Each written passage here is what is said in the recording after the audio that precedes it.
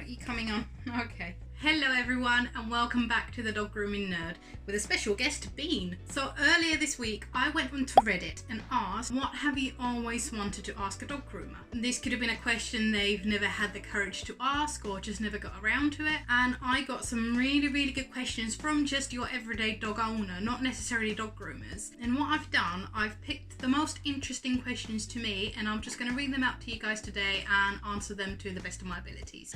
Obviously, opinions can differ between groomer to groomer, but this is sort of, I would say, general knowledge. If you are a dog groomer watching this and you do have a slightly different opinion to mine, please do drop it down in the comments below and we'll have a chat. Okay, let's get started. How do you keep a dog who hates grooming calm or at least relaxed enough to be groomed without too much of a fuss? Okay, so this is really down to the dog getting used to the grooming process. It's always really difficult for a dog to come into a completely new environment, new people, new smells, weird sounds, loud sounds, clippers, dryers, everything's quite loud and scary for a dog. Obviously you do get dogs that will just never get used to grooming and they will always hate it and they will always fight you. But as a groomer, all we can really do is stay calm, praise the dog, reassure the dog, just try and get the dog relaxed. It may not always work, but that's all we can do. And we do have the benefit of using calming sprays as well. So if you think like plugins like Adaptil, we do use similar products in a salon environment as well.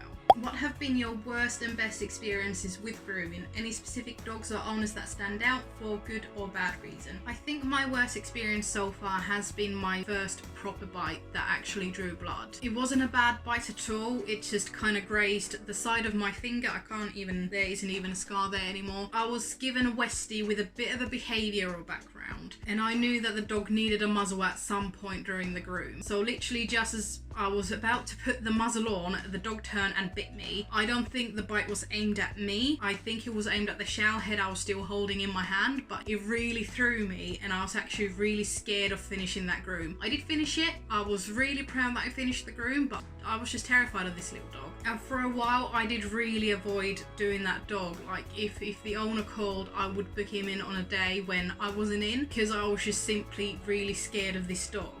But then eventually I just couldn't avoid it and now I love the dog. I really get on with that little Westie, and the owner does specifically request for me to groom his dog as well. So it's kind of gone from a bad to a good experience, but that is definitely the worst experience I've had overall. And best experience, I would say just in general when the dogs come into the salon and they're just so happy to see me. The leaps and yaps and wagging tails and just the excitement on their faces is just priceless. Obviously it's really nice to get good feedback from owners after a groom as well, but it's so nice to know that a dog is excited about coming into the grooming salon and see you. Okay, so this next question, even Bean's had enough. It's a long one. I will read the entire question out first and then I'll break this apart a little bit. What products do you recommend for whitening coats and bringing out colours in darker coat? What is the secret to shiny coats? What is your favourite method of de-shedding, especially the seasonal sheds? Any resources you recommend for people who want to DIY groom or start learning how to groom? Okay, so the first question about whitening coats and bringing out colours in darker coats. There's plenty of products on the market that either bright and white coats. So similarly to, blonde hair in people, we can get silver shampoos for dogs that cancel out the yellowy tones in the coat and make the coat really white again. And the same works with black coats and copper coats, so you can get colour enhancing shampoos for that type of coat as well.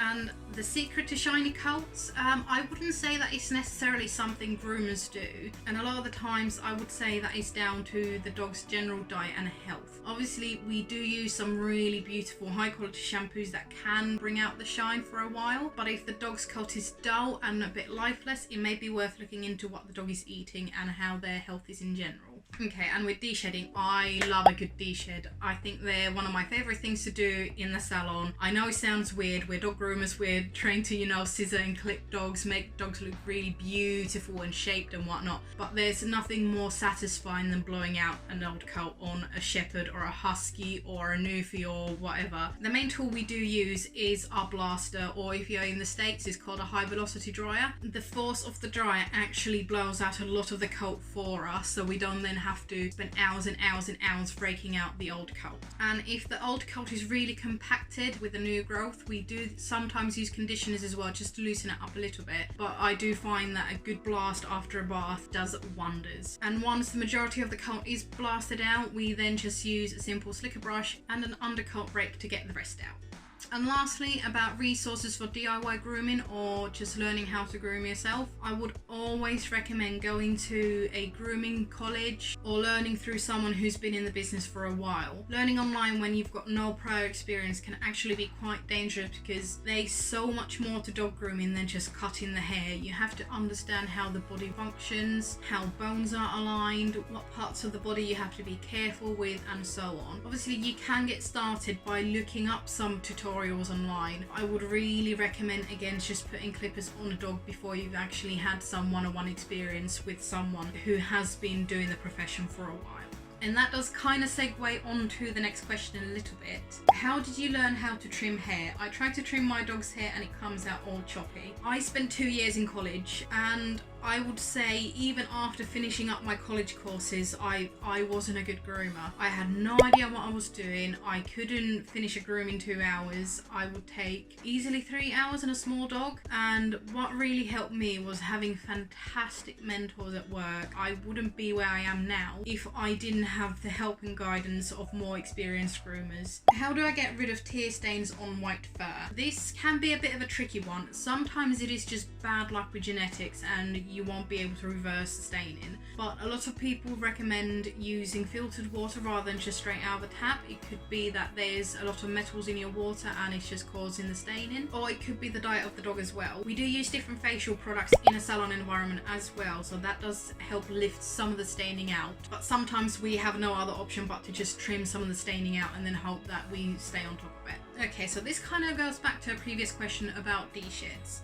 Do I have to use de-shedding shampoo and conditioner, or can I just use de-shedding conditioner? We do have a de-shedding shampoo in our salon and we do tend to use it when we do have a hairy husky coming in. But I don't quite know how that shampoo works, if I'm completely honest, because the old coat is already going to be loose mixed in with the fur. So I don't know what the science is behind all these de-shedding shampoos and how it actually works. I wouldn't necessarily run out into the shop and buy an expensive de-shedding shampoo just for the sake of having one.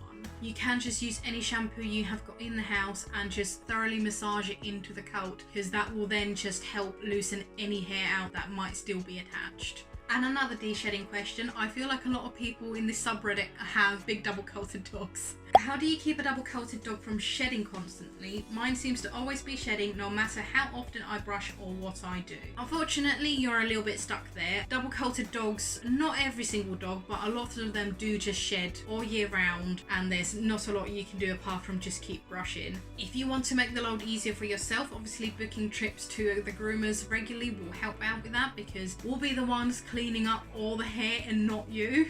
But in all fairness, any of the tips I've already mentioned in this video previously will help you. But in reality, you are just going to have a dog that sheds a lot. There's not a lot you can do about it apart from just keep on top of it, preferably daily. And like I mentioned, we just use a slicker brush and an undercoat rake. Definitely do not use a Furminator on a coat like that, because they are essentially blades and they can cut the coat and damage it. Why do groomers so often ignore the owner's choice of style? I know you can't answer for others, but I quit going to groomers for this reason. I'm not talking about shaving a matted dog, but stuff like leaving long hair around the snout where it will immediately get gunked up in the dog's mouth, and I've specifically requested it be trimmed down to avoid this. First of all, I'm really sorry that you've had a bad experience with a groomer, and reading that actually made me quite upset. I personally will always listen to the owner and try and get the style as close as possible as what they want. Obviously it's not always achievable. There might just be some structural differences between a picture and the actual dog, but what I would really recommend is just speak to the groomer, just ask why it wasn't done. In this case it could just be that,